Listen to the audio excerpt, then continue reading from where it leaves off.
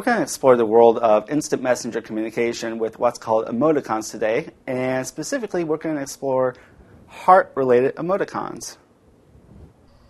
So heart emoticons were a good early emoticon for romance and love expressions over the instant message format. And so, of course, the most basic one is a simple heart, which we're going to go ahead and show you now.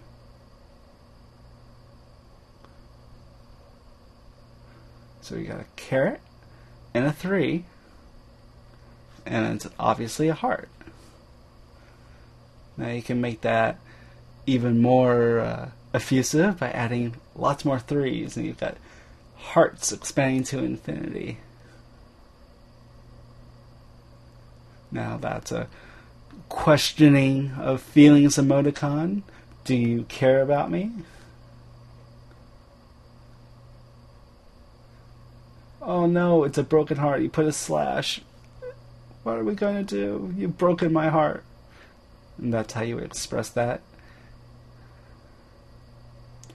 You can also express it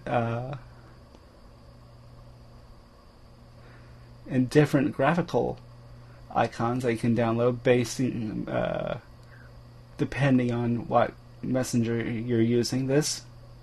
If you go to Valentine's Day, you can see you've got a whole array of heart icons you can download and send off to the object of your affection.